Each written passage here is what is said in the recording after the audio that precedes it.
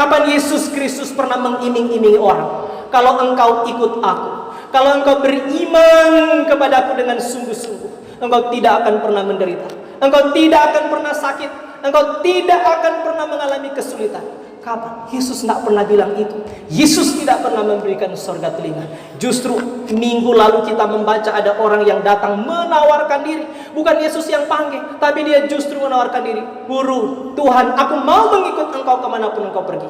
Yesus justru memberi tantangan balik. Mau ikut aku? Tahu tidak?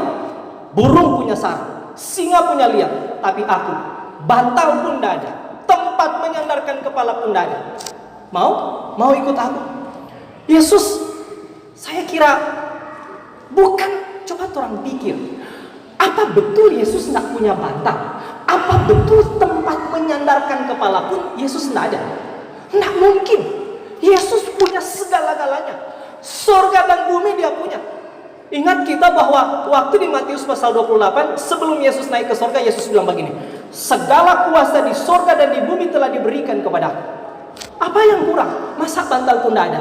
Tetapi Yesus menantang orang-orang yang mau mengikut dia supaya motivasi mereka benar. Motivasi mereka tidak hanya karena kepentingan-kepentingan pragmatis, tidak hanya kepentingan-kepentingan jasmani, tidak hanya karena kepentingan-kepentingan sesat. Maka Yesus melakukan semacam pengkoreksian supaya motivasi orang mengikut dia benar. Maka itu kita bilang, hati-hatilah kita ketika sudah lama sih muncul gerakan-gerakan karismatik yang misalnya membangun teologi sukses. Apa itu teologi sukses? Mengiming-imingi orang, kalau engkau percaya Yesus, semua masalahmu akan beres. Kalau engkau percaya Yesus, semua hutangmu akan lunas. Kalau engkau percaya Yesus, sakit apapun dalam nama Yesus disembuhkan. Kalau engkau percaya Yesus, engkau tidak akan pernah bangkrut. Kalau engkau percaya Yesus, kanker, tumor, stadium berapapun pun akan beres. Tambah lagi, selain percaya Yesus, tambah lagi minyak urapan. Yang lebih kacau, kamu pakai minyak urapan, kamu mati, jenazah siram minyak urapan, jenazah itu awet 7 tahun. Ajaran dari mana ini? Maka perhatikan tuh iklan-iklan KKR, hadirilah KKR kesembuhan ilahi, hadirilah KKR pemulihan krisis ekonomi. Sehingga orang kemudian mau datang di KKR, motivasinya untuk ada kebangunan rohani, atau karena ada iming-iming kesembuhan, atau karena ada iming-iming pemulihan krisis ekonomi. Mari kita makin berhati-hati terhadap ajaran-ajaran yang kita bilang tadi teologi sukses, teologi kemapanan. Itu bertentangan dengan Alkitab. Kita sama sekali tidak meragukan kuasa kesembuhan dari Yesus. Orangnya tidak ragu sedikit pun. Yesus yang dulu, Yesus yang sekarang, dan yang Yesus nanti sama. Orang tidak ragukan dia mampu sembuhkan sakit apapun karena pernah dia tunjukkan di Alkitab.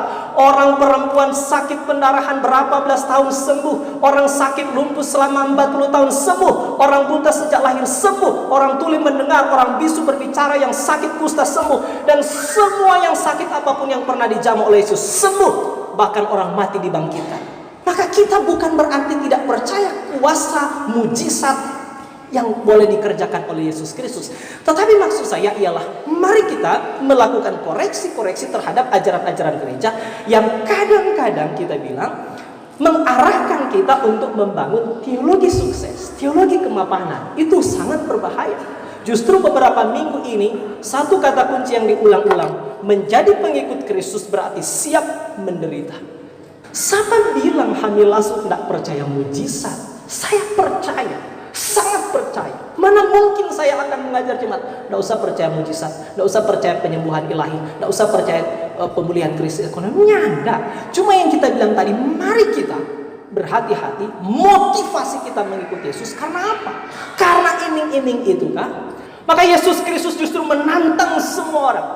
Siapa mau mengikut aku harus siap mengalami kesulitan-kesulitan. Saudara-saudara yang kasih dalam Tuhan Yesus Kristus, sekali lagi saya bilang, kita tidak meragukan kuasa Yesus. Kita tidak meragukan penyembuhan ilahi. Kita tidak pernah meragukan Yesus mampu memulihkan krisis apapun yang kita hadapi. Tapi berhati-hatilah, jangan sampai kita akhirnya terjebak. Kenapa kita masalah tidak pernah kelar? Kita sekian tahun mengikuti Yesus, kenapa kita sakit tidak pernah sembuh? Kita percaya Yesus, tapi kenapa kita suami sakit lama belum pernah dipulihkan? Kita percaya Yesus mati-matian, tetapi kenapa masalah-masalah rumah tanggaku misalnya tidak pernah dipulihkan? Sehingga kemudian kita akan terjebak pada kekecewaan karena motivasi kita beriman kepada Yesus Kristus salah. Maka Yesus Kristus mau koreksi.